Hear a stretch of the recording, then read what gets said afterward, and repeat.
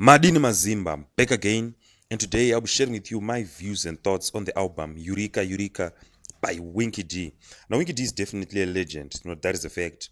He has kept Zimbos dancing for years and is among the best live performers we have in the nation of Zimbabwe.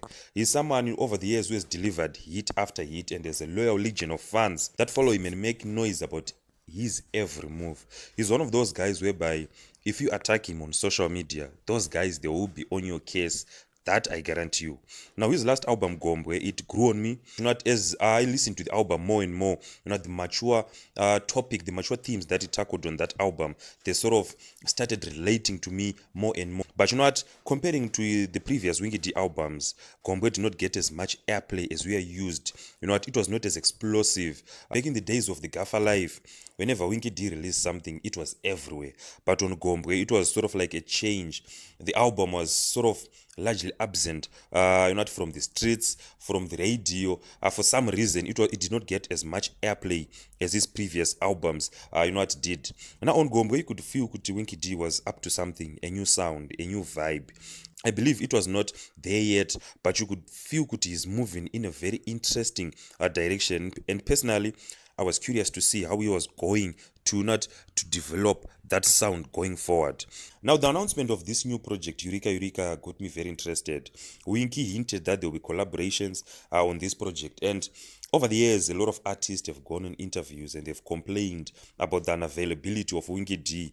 So when he announced, when he hinted that there will be collaborations, it definitely got me hyped, not for this project. Now the question was he going to do the Freeman and Friends mixtape kind of scenario whereby the legend would team up with his friends in the industry, those artists whereby over the years they've promised we must do a song together, and you just team up with those guys and release an album. Or maybe the legend has found the game quite hard and has decided to team up with some of these new cats so that he can capitalize on their vibe. Yes, he is a legend, but as we know, it happens to everyone. Despite you being big, it comes a time when your music somehow doesn't cut it anymore. Yes, the people still respect you and still love you, but your music, your current music, you'll not be cutting it anymore. So maybe that was Winky D's reason for this collaboration, given, like I've said, on Gombwe, his past albums, they were not getting that much airplay. Or maybe it was his way of passing the baton stick to the younger generation. Or it's another reason altogether. And you know what? I think after we listen to this album, after the review, the answer will be a bit clearer. Now, like I've said, having listened to the album, I have to say the production is done very well.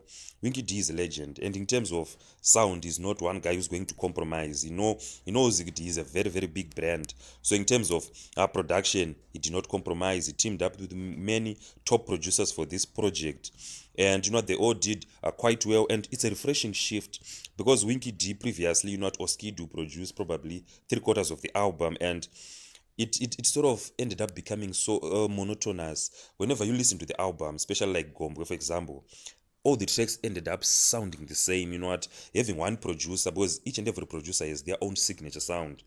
So if ukazonyanya that sound, all of your tracks they sort of end up sounding the same. So this was quite a refreshing strategy, a refreshing shift from Winky D, engaging various top producers. And the album, as you listen to the album, you see the sounds are very diverse.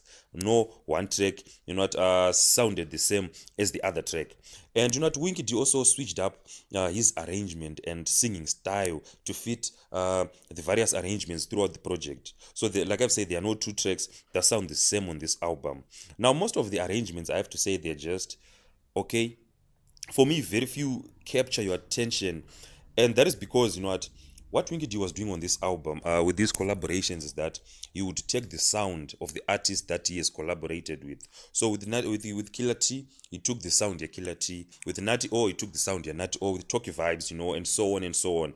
So as you listen to these arrangements, now you get to compare with, okay, this song that he has done with Killer T, how does it compare to the other similar sounding tracks from Killer T? And that's where most of the arrangements on this album, they sort of like fail not to hit the top spot, because if you're comparing Urere to some of Killer T's tracks, it doesn't even get into the top 10, top 20. If you are comparing tracks such as Peter Friend to some of the tracks by Natty O, if you're taking any track from the album Mustard Seed, it does not come close to any of those tracks. So that is where I think it sort of falls apart in terms of the arrangement, whereby when you are now taking that sound, Kuti, let's compare it to other similar tracks, similar arrangements from that artist to whom they took the sound, the one which Winky D collaborated with.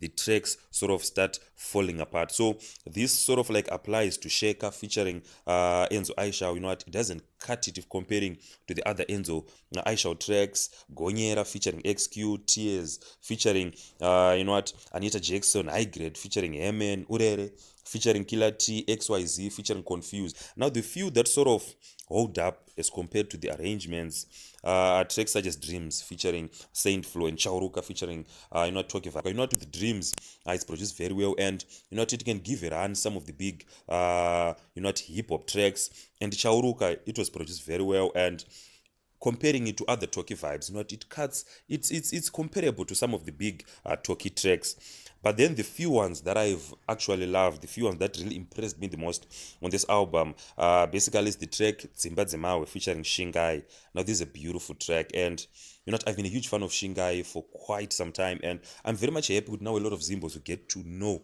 and not experience the music, the vibe that Shingai brings. That track is produced very well, and Nerera featuring Mwenje Matole. Mwenje is one of those guys who has this unique kind of sound, and he has this vibe that he just brings. All of the collaborations that he has done over the past 2-3 years, they've been amazing, and you know what, he also did an amazing job on this project. And for me, Nerera is the best song on this whole album. You know, the arrangement of the vocals, it's one of those catchy tracks. The theme is deep, not it's just a beautiful track. So overall, in terms of production, I have to say most of the arrangements, they're just average. They are not bad tracks, but they are not that good either. Now, in terms of the themes, Winky D excelled. He's a master wordsmith. You know, Winky D is very, very good when it comes to the pen, and he has proven that again with this project. You know, he tackles social, political issues in a very satisfying way. Yes, I know there's a lot of noise that was done about Ibotso, but there have been many songs that are even more direct than Ibotso. So it was just the hype, social media hype. Yes, the album created a lot of hype, but the song is not as direct as people would like to admit. You know what, Leonard Shakata, Thomas Mafumu have done songs that are way, way more direct than this. This is sort of like just stating the social understanding of a lot of people. Same as like the song by Script Mula titled Chipo. It's just talking about what's happening in the society. So the noise, yes, is just the noise that was made because it's Winky D, but it's not that political as you know what, many would like you to believe. But you know, in terms of the themes, this is where many people refer to Winky D as the gaffer, as the elder, because he knows how to get the message across. So the themes that he tackled throughout this album, they are tackled very, very well. And vocal, I have to say, the way Winky D switched up his performances to match the different arrangements deserves respect. You know what, he showed he's very, very versatile.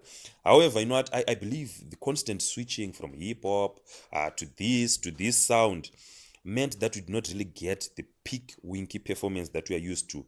And because of that, you know, you could feel it on most of the tracks. The artists that he collaborated with shined more on those tracks as compared to Winky D, because those ones, they are in a sound, in an arrangement that they are very much not used to. Now, the choice of collaborations, I have to say, they are well selected. You know, he went on for all the top not young artists in the whole music industry, those that are excelling in different sounds. But for me, the two that excelled the most, for me, the biggest surprises, that was Shingai and Mwenje Matole. They brought different performances, different vibes to their tracks. You know, and those two tracks, you know, Zimbabwe Mawe Nerera, they have that emotional, personal feel that reaches deep down. And so, you know, to just conclude this review, I have to say this is an interesting experiment by Winky D. He has proven throughout this whole project that he's very much versatile. You can fit to basically any sound. But you know, just as the popular saying goes, jack of all trades but master of none, it definitely applies to this one, because as you listen to this album, it just feels as if it's a collection of singles. It's not as cohesive. Yes, the messages, they're quite deep. He addresses a lot of social issues, but there's not that cohesion among the tracks. It just feels like, you know, he just took a couple of singles and he put them together. So that sort of like affects the listening experience of this album. But then one good thing, about this album is that because he touched on many genres, I think just except sungura and gospel, so you're bound to find a song in a genre which you like. Whether you that song then goes on to impress you is another issue, but you will find a song in a genre that you prefer the most. So for me, going to this album, I was very much expecting Winky D to develop from the sound he left on Gombe, because he was sort of like setting himself apart from the rest, creating a new kind of vibe, his new kind of vibe. It was not the dancehall that we are used to, but some people were saying it was Sungura dancehall, but I feel that's the way to go as you mature. So I was looking forward to see how he was going to develop from that sound, but that has not been the case, not on this album. So my recommendation for this album, I think, firstly, listen to Zimba Zimawe and Nerera. Then after those, if you like them that much, go for a genre that you like, and take it from there, track by track. You may find some tracks that will impress you very much. Now, as to the question that I asked before, as to why the legend decide to collaborate with the young artist now. Having listened to the album, I believe it's a mixture of him wanting to silence those statements that he does not groom, he does not mentor, he does not support the young artist, and also he wanted to showcase his versatility, and like I've said, he has done that very well. And on another hand, I definitely feel he's capitalizing on the sound of the younger artists. So my overall rating for this whole album, I give it a 6.5 out of 10. Like I've said, the arrangements, they are not that impressive, most of the arrangements on this track, on this album. And also, the album is not as cohesive as it feels like, just a couple of singles Angubata needs were, and it was packaged as an album. But like I've said, the production is done quite okay. Winky Work, the top producers, he made sure, even though the arrangements are not the top type of arrangements, the production is spot on. So I know a lot of you have managed to listen to this album. Go in the comment section below, tell me what you think about this album. What's your favorite track on Eureka Eureka? What do you think is the reason why Winky chose to collaborate with a lot of young artists right now? And after that, just come back, like the video, subscribe to the channel. See you again next time.